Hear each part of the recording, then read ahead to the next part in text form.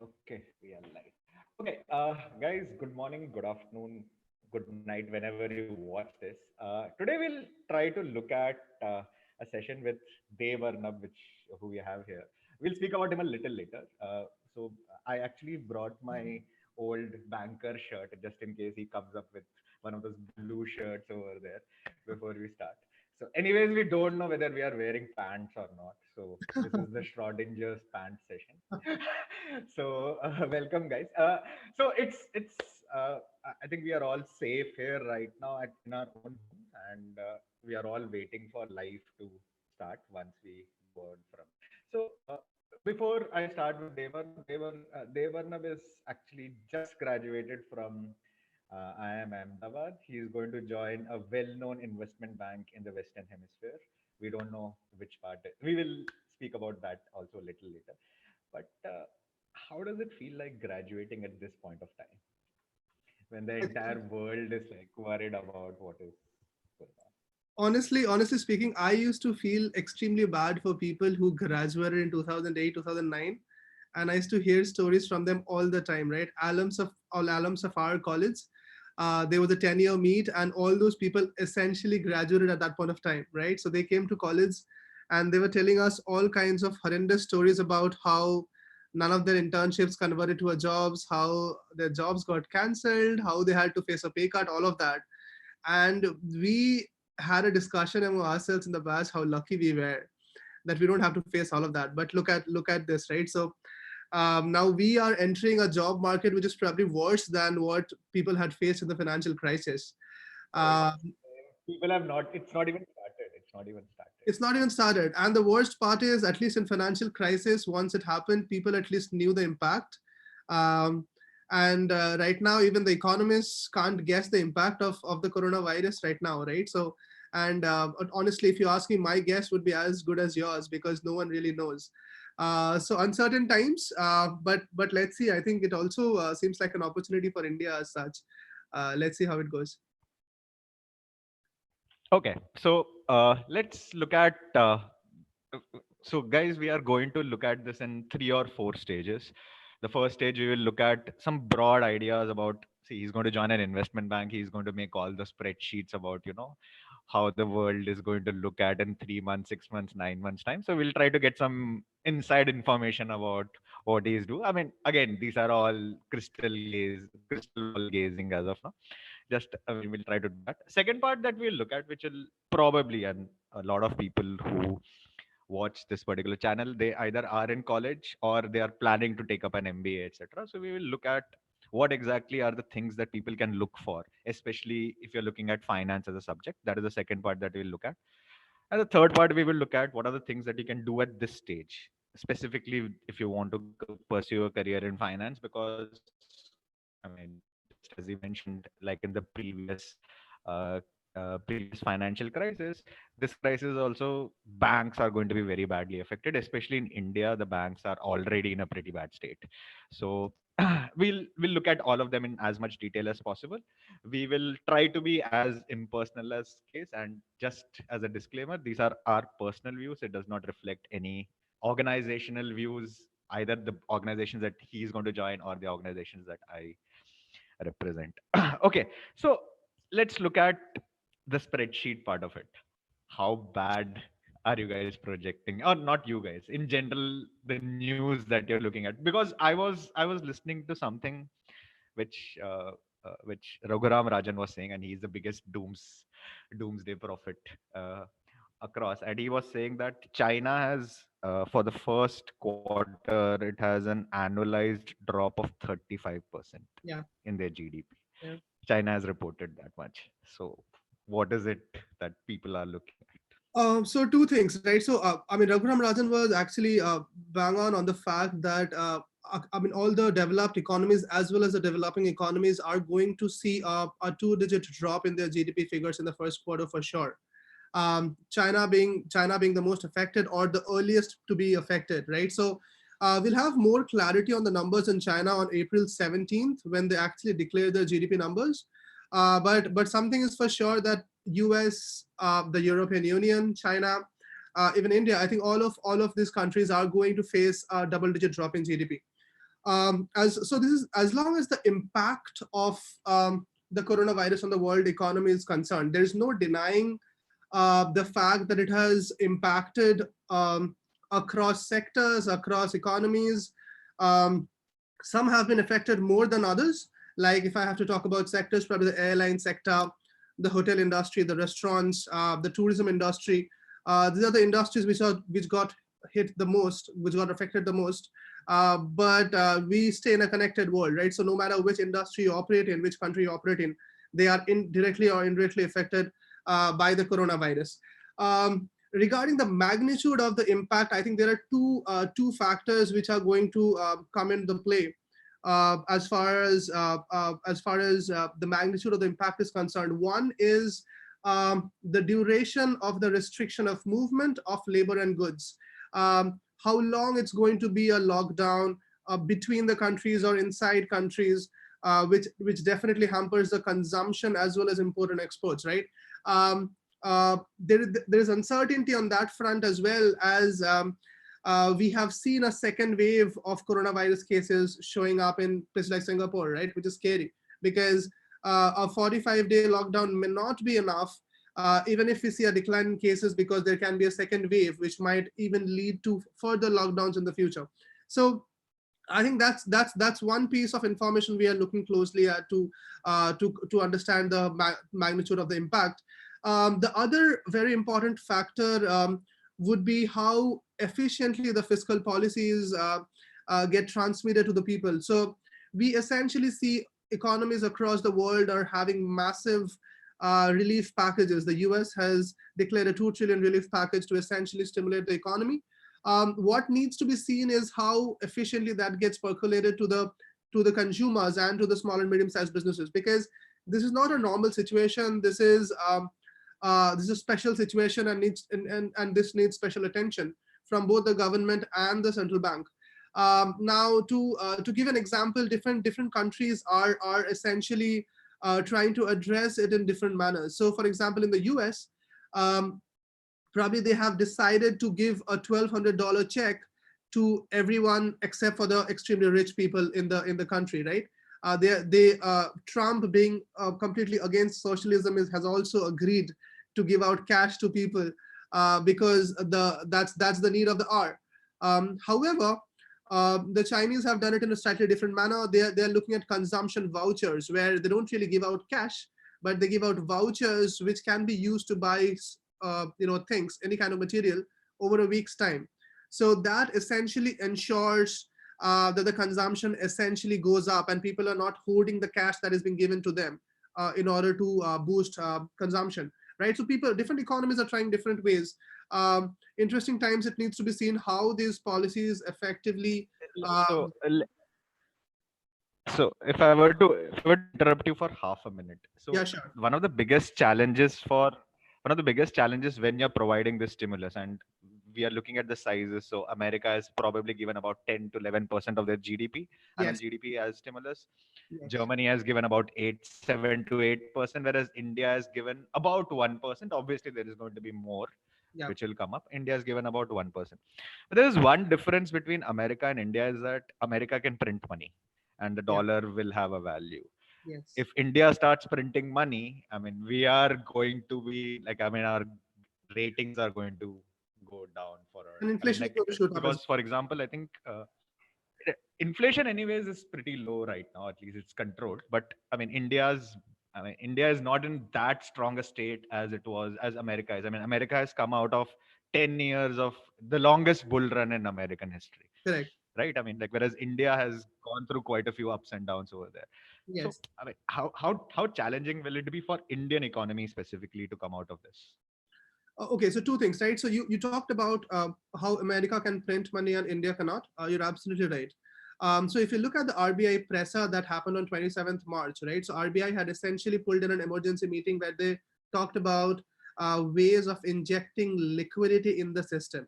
Now, either you can print cash and put it in the system to essentially improve the circulation and consumption, or you can provide measures to do the same thing for you. So three major things that RBI has done to inject liquidity in the system, which is the need of the hour, as you rightly said. Um, are one is they have provided durable liquidity. So earlier RBI used to provide overnight loans, right? So that's at the repo rate, right? So essentially you can borrow and then pay back the next day at a certain rate. Now they're also providing long-term repo operations, right? And they're doing it for 1 years and 3 years, where businesses can essentially borrow from the RBI at a particular rate and essentially lend it out at a higher rate to essentially make the margin out of it. So I think it has provided liquidity up to close to 1,24,000 crores using the LTRO mechanism. It has also decreased the cash reserve ratios of the banks from 4% to 3%. Now, the moment you do that, there's a multiplier effect because banks will be able to lend more amount of money and have to keep lesser amount of money as cash in the reserves, right? So that essentially increases the money supply in the economy as well. Um, they have also increased the marginal standing facility of the banks by which they can borrow more in times of distress. And using these three measures of injecting liquidity in the system, RBI in a way has printed 3.74 lakh crores of money without printing anything. So different ways of injecting liquidity in the system. Different ways of printing money. Correct. Different ways of So printing yeah, money. I mean, so for people who remember 2008, 9, 10, so you had that what America called quantitative easing. Yeah. It was not technically printing money, but it was printing money out of nowhere. I mean, like Yeah. for all. So the okay, so now you're going to join a bank, and the banking system in India, especially, was stressed even before this thing happened. I mean, like our NPAs had a huge problem. We had a Yes Bank almost going Yes. under, etc. And a lot of public sector unit banks are actually in a pretty bad shape.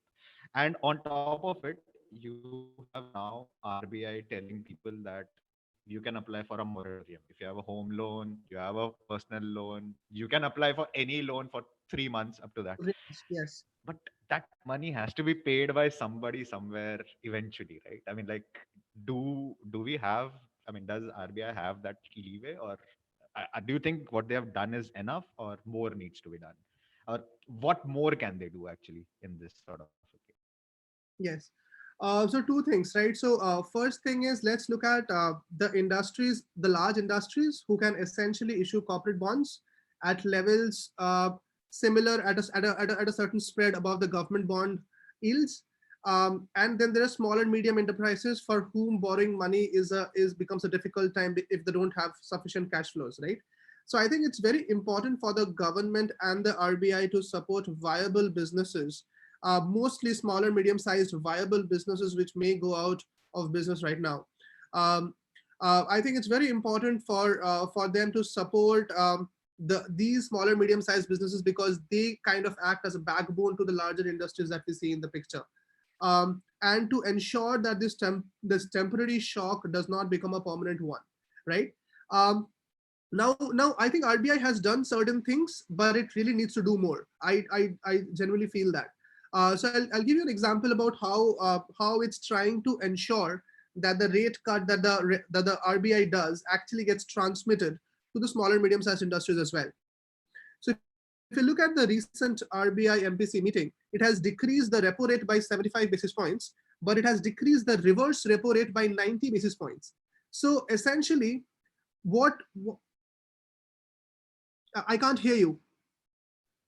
What is repo and what is reverse repo for people who, and in simple terms, what is repo and Sure, what is sure.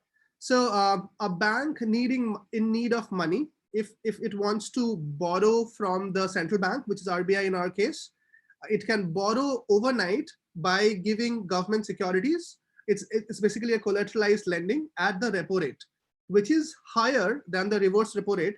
So reverse repo rate is essentially if a bank has excess cash.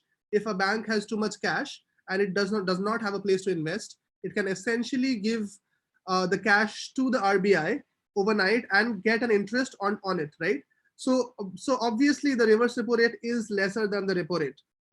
Now the reverse repo rate generally stays 25 basis points below the repo rate, right? Generally the corridor is 25 basis points. But if you look at the recent meeting, the corridor has been increased to 40 basis points, and the reverse repo rate is much lower. It's at 4%, then the repo rate is at 4.4%. Now I'll tell you how it will help in the transmission to the lending in the system as such. Now banks, since they only get 4% if they give the excess cash, if they keep the excess cash in RBI, they would look for returns of getting higher returns and would be forced um, to lend it out to businesses, right? So that's a way to essentially force the banks to give it out to business, because at the end of the day, they need interest on the excess cash they have to generate income for themselves, right? I think that's one thing that RBI has done, which might lead to the transmission of the rate cut that we see to the small and medium sized businesses. Um, you talked about how the government's relief package is just 1% of the GDP, or maybe even lesser, compared to the developed Yeah, economies. roughly about 0.8 to 1%. Yeah, yeah. Correct. I think it's yeah. So I think that's one place that the government might need to look at, and I think and also I think we need more clarity about what amount of that package is going to be a direct a transfer benefit, and what amount of that is going to go via systems, right? Because both have their pros and cons, and I always thought that is the first stage, that is the first phase of relief package that they are announcing. Um, Hopefully more is going to come soon to essentially stimulate the economy. Okay. So let's look at, okay. So now that we know about what the economy is going to come through, let's look at how it affects most of the people who are watching this, which is basically people who are either doing their MBA or planning on doing an MBA or preparing for doing their MBA. You graduated in fine. I mean, you're going to work in the finance industry as such. What sort of what sort of bleeding do you see? I mean, are people going to change their careers? Because this is one thing which happened in 2008 and 2009 is places like IIM Calcutta, which used to be like, everyone used to be finance, finance, finance.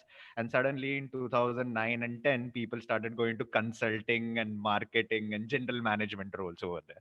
So what do your juniors say, and what sort of uh, what sort of advice would you give them? So if you look at the 2009 crisis, 2008, 2009 crisis, I think there has been a shift in the careers of MBA grads in India for sure. But I think that was more of a supply problem than a demand problem. So let me explain you how, right? So if you look at the sales and trading teams, right?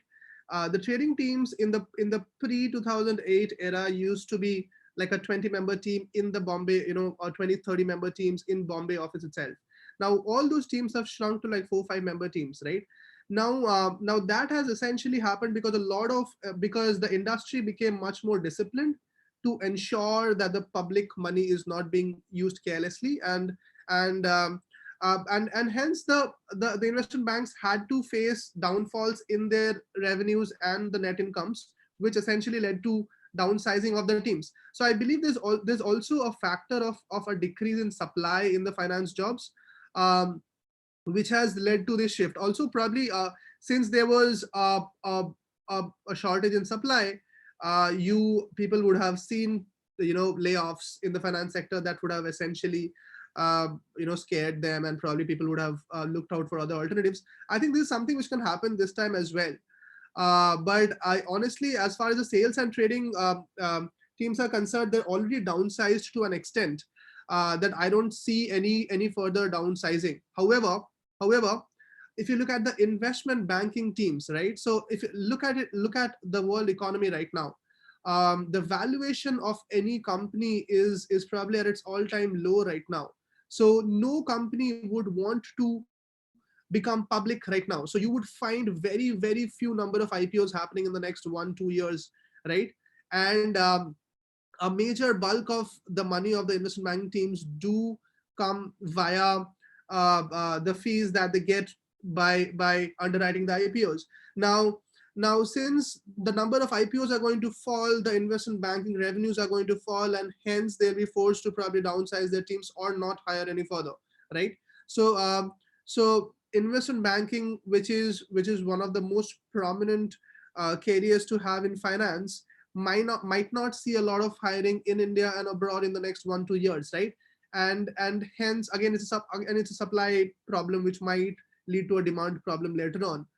Is something which we can see in the among the MBA grads as So, well. so what kind of skills are required today for an investment? Suppose somebody has to join investment banking. I mean, you used to work in Goldman Sachs before you joined IIM Ahmedabad. I mean, so you had. Tell me about the type of role which was there, and the type of internship that you did, and what are the type of role that you're going to go. I mean, what will be the progress from what you did before you joined an MBA to through your internship through to what you are going to end up in, and what will the skills which you picked up from IMA, and how it will help you. Okay, so firstly, I'll talk about the various types of careers in finance that you have in general after passing out of a B school, and then I'll talk about myself. Um, um, so if you look at the various kinds of careers in finance, the first would be investment banking, a career in investment banking. Within investment banking, you have roughly three divisions. You have mergers and acquisitions, you have equity capital markets, and you have debt capital markets. Equity capital markets is essentially helping companies raise money in the form of equity. Debt capital markets is essentially helping companies raise money in form of debt, and mergers and acquisitions helping company either merge or acquire other companies, right? So those are the three divisions within investment banking. Investment banking as overall is a major chunk of the finance jobs that we see in the B schools. Um, Second comes the sales and trading jobs, which are essentially jobs of either working as a trader or a structurer or a sales guy for fixed income in the fixed income commodities and currencies groups or the equities groups, which we call as FIC and equities. Um, So these are the guys who create all those trading models which go bust suddenly, right? well, I well, Yeah, I mean, guilty yeah. as charged, right? Guilty as charged. Guilty as charged. Well, so honestly, this is the kind of internship I did during my summers when I was in Hong Kong. As well as I did an internship with Bank of America Merrill Lynch in Hong Kong office on the trading floor where I was looking at rates trading, how in the South Asia rates trading team, where they essentially trade various interest rate derivatives, government bonds, um, swaps, cross currency swaps, all of that, right? So that's one kind of job that you have. So you have investment banking jobs, you have sales and trading jobs in FIC and equities, you have private equity and venture capital jobs. So those are the buy side jobs where essentially you deploy capital to businesses. You take a principal risk, and you look for healthier returns, right? Um, that's another kind of jobs. And then you have corporate finance jobs where essentially you're working for a company like an Amazon or a Microsoft, and essentially looking at their projects, and you're looking at the financial viability of the projects, and whether the projects can essentially give them returns over a period of time or not.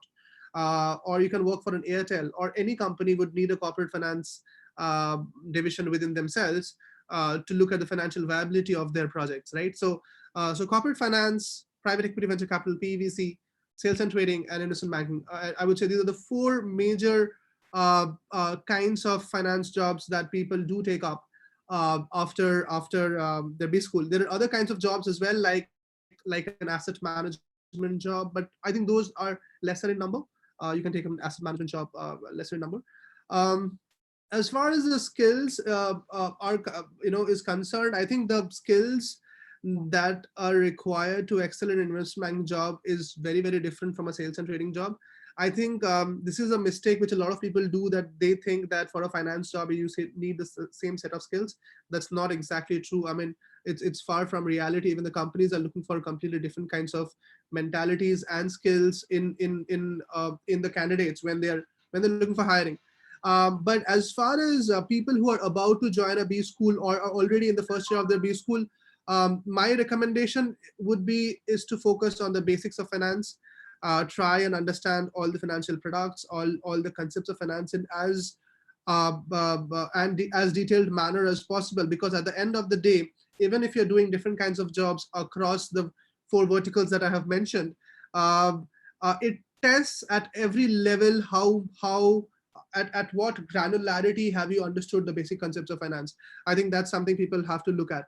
Um, your second question was how did I transform from my job at Goldman So, to I mean, if you were to contrast the job, tell us a little bit more about the job that you did in Goldman to the type of job which you did at uh, Merrill Lynch, Bank of America, Merrill Lynch over there, and the type of skills that you will probably be working on when you're going to join eventually. uh, so I'm a computer science engineer. So in Goldman, I was in the mid office and I was mostly working on building models that would essentially help the front office. So so our job was to So, what would you be doing? You would be working on Python, Excel. What exactly were you doing? R, Python, Java, everything, right? So, yeah. So my skills at the same time, I must tell you to all the viewers as well that during my tenure at Goldman, I was also doing CFA. So I cleared all the three levels of CFA from CFA Institute USA during my 3 years of Goldman. Also to just to ensure that I do understand the financial concepts that I'm working on, even though I'm the one who's building models, or I'm the one who's just coding it out, right? um, uh, right now when I join Bank of America, I'll be in the front office. I'll be outright dealing with clients, dealing with money, taking principal risk, market making, right? So market making is the biggest functionality of the sales and trading jobs. um, so as a market maker, you are supposed to ensure that there is sufficient liquidity in the markets to essentially uh, help any participant of the market do what they want to do. So the idea is, if there's a buyer, you have to let them buy and you have to sell, and if there's a seller, you have to let them sell and you have to buy. So you have to take the opposite side of whatever the market participants want to do as a market maker, right? So now as a trader, you essentially take your positions based on what you think is going to be the demand of the market. And you so let's say, to give a very blunt example, um, let's talk about equity and not fixed income, right? So let's say if I think that Infosys is going to is let's say Infosys is trading at like 100 rupees right now, and if I think it's going to trade at 120 rupees 3 months from now, and there's going to be a lot of demand 3 months from now, then I can essentially buy it now, and then 3 months later, when there's a lot of demand from the market, and I can sell it at a higher price. So we essentially take positions based on our view of where the market is going as well. um, and I think there's a lot of interaction with the various market participants, the clients as well, which was not there in a mid office or a back office job. So that's So and they you have become somebody who used to code, do the research, etc., to now the person who interacts with the clients, make sure what is understood, and gives the job back to the people at the back end to make sure that you are yes, yes. doing So that. Okay. that's a transition that I have made, and probably that was the intention why I did an MBA as well, to make the transition, because Makes perfect sense. Makes perfect. yes. um And okay. you will be roughly joining a role which will be similar to the role which you did in your internships, in a obviously in a more uh, full-time sort of a position over there, right? Actually, if I may talk about the role that I'm going to join, it's slightly different from what I did during the summer. So in summer, Go ahead, in please. summers, I was doing rates trading, where we're mostly trading government bonds, we're trading interest rate derivatives, swaps, all of that.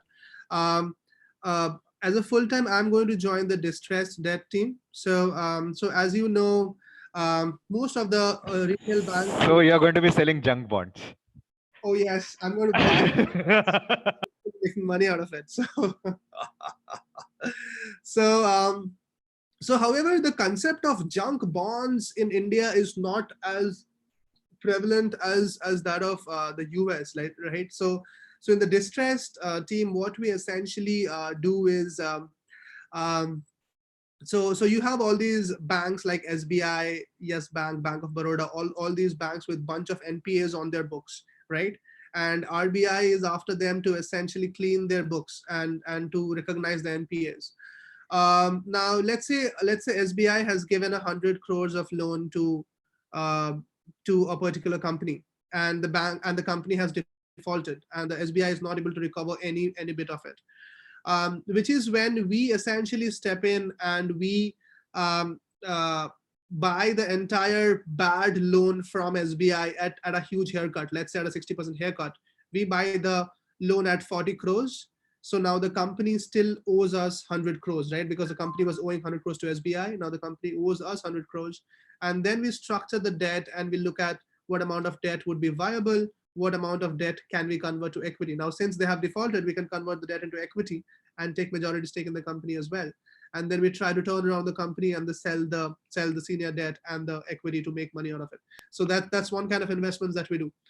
So Um, we used to work in I used to work in credit cards and personal loans. So we used to sell these individuals who the loans which we could not recover. So the collections will try for 90 days and then we'll sell out to the exit people. So you're doing it at a corporate level, right? correct, Basically. correct. Okay. What about the securitization in India? Because I spoke to a guest 2 weeks ago. So he works in securitization in India. It has not taken up at all, right? Securitization of No, no, I loans. don't. I think it'll take time. I think probably because of the roadblock that we are facing right now. I think it'll take even that would be that's what I think is going to happen. Okay, so yeah, tell me more about so this is what So you are going to be working in the distress that asset that's section. that's one kind of thing that we do. So we essentially work with ARCs to essentially help bail out the banks, by because SBI was getting nothing out of it. Let's say I'm giving an SBI as an example.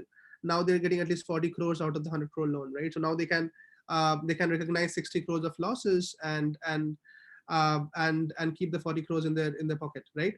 For us, it's an opportunity because we feel that every company that defaults is not a bad company. Our job as distressed um, debt team is to look for assets which are viable businesses, which have defaulted for temporary reasons, which we think can be turned around in the near future. So that's our job of looking at bad assets and deciding which one of them is not really bad and they have defaulted for some temporary reasons. That's one kind of thing that we do. We also do high yield credit. So essentially, private companies which are distressed and have defaulted to their existing lenders, but are actually viable businesses and have just defaulted because of some temporary reasons. We essentially lend them money at higher rates, um, because we feel that they will be able to pay us money and we can make the huge margin of the high rate that we lend at and the cheap rate that we borrow at. Okay, so now that you have done all this after 2 years, so let's go back and look at the 2 years that you spent in IIM Ahmedabad. Okay, so a couple of things which I wanted to ask you was, okay, there was always a fear, which something will happen, but it never turned out. What was that? Which you thought, oh shit, this is going to happen, this is going to happen to me, this is going to happen to me, something bad, which you thought like is always going to happen, besides like flunking out and having to drop out of college. So besides that, like, what do you think was the biggest fear which you thought is going to happen, but actually once you now graduate, you feel that, oh shit, it was nothing, I was worrying for no reason. So I think in the Indian ecosystem, especially in the education sphere, I think there's a lot of hype around this so quote unquote premier colleges, right? So you um, you would see, I don't know who writes those Quora answers, but if you really search about life at Ahmedabad on Quora, you would find such exaggerated answers where people talk about sleeping for like 3 hours at a stretch for like 6 months and stuff like that, which is scary. And I read too many of them, man. I mean, I honestly read too many of them before I joined. And honestly, I thought I am Ahmedabad life is much more difficult than what it actually is. That's what I thought, and I was always scared if I could belong and be one of them, or was I even good enough, right? To be honest, so that was a question about of self doubt, which was mostly triggered by the Coda answers and the infinite amount of information that you see on social media and in the web in general about I am Ahmedabad per se. But to be honest, it turns out it's a very accommodating environment out there, and I think it was a huge learning experience for me, not only from the professors or via the courses, even Um, even from my peers, I think I had an amazing peer set, and I think every batch of IIM Ahmedabad is equally great. One thing I must tell all the people who are preparing for B schools. So me being an engineer, I could never understand the importance of diversity in a class in a B school, to be honest, and I Okay. always had Okay. and I always questioned that before entering a B school, until I realized the importance of it sitting in a class in IIM Ahmedabad. That's very nice. That's very nice. Please do explain in more detail. Uh, so until I realized that, until I realized the importance of diversity sitting in a class at IIM Ahmedabad, because we had doctors, we had lawyers, we had people from arts background, from commerce, from fashion, technology backgrounds. We have people from all kinds of backgrounds, people who have worked in the steel industry, people who are software engineers, people who have been investment bankers in the US. So we had students from various backgrounds coming in, sitting in a class and discussing probably a topic on marketing, and where probably none of them have an expertise, but everyone thinks about selling the product from a different point of view, right? um, I think that was genuinely interesting, and also intellectually stimulating for me, because I genuinely welcome ideas and opinions of various kinds, and the same issue, be it a social issue or a political issue or an economic issue, how a lawyer looks at it and how an engineer looks at it can never be similar, and both has their own pros and cons, and both of them can learn from each other, I think, which is something which I generally experienced during my 2 years at IIM Ahmedabad. And so Ahmedabad roughly has two-thirds of the batch as engineers, which is the least among all the top B schools in India, right? And a lot of people do complain about it, but I think it's an amazing um, thing that happens once you make it there. I understand the hurdles are higher. What about okay, given that you have talked about diversity, you've talked about engineers and non-engineers, what about work experience? Do you think work experience makes a difference? Sorry, I didn't get a question. Do you think work experience makes a difference? From your Oh, batch, you looked at it. How important is work experience before I, doing an I think it's important. I think it's important. IIM Ahmedabad roughly has one-fourth of the batch as probably freshers or people who have no experience, and probably three-fourth of them have some amount of experience, right? I think having there are two ways to look at it. One is people having work experience who do understand a particular industry better than others, and can obviously give an insight about what kind the industry that they have worked in, right?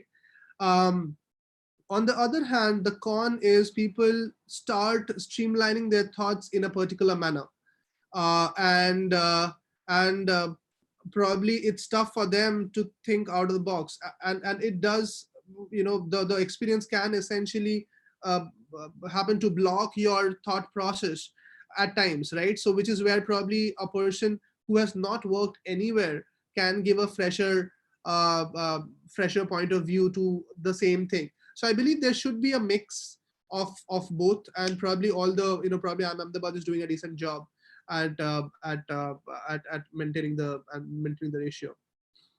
okay. Last question before I finish. I asked you about the type of things which you thought you were scared about but never happened. What about the flip side of it? Something which you thought like you never expected it to happen and actually happened in Ahmedabad, and you're completely unprepared for it. And actually happened. Okay. um, well, I think the whole journey was just surreal. I think I discovered a lot of things about myself, a lot of talents about myself in this whole process, which I probably was not aware of. I think I went to pursue B school with a very unidimensional thought process of just pursuing subjects in finance, and having a career in finance. But to be honest, I learned much more than finance. I learned operations, strategy, everything. I understood how businesses work, and I made friendship. I did a lot more than what I actually thought of doing it there. So yeah, so the journey had simply been surreal, and that's all I would like to say. Yeah. Devanap, thank you very much. I mean, more than anything else, I think you have given us a perspective about that everyone is human, even at the end of the day. I mean, you have to grow, even though you went to IIM Ahmedabad, most people think that's the pinnacle of their life, but you actually had to learn a lot over there also. We wish you all the best for your future journey. Thank you very much Thank for you. joining us. Thanks, Uh, Vivek. Thanks for having me.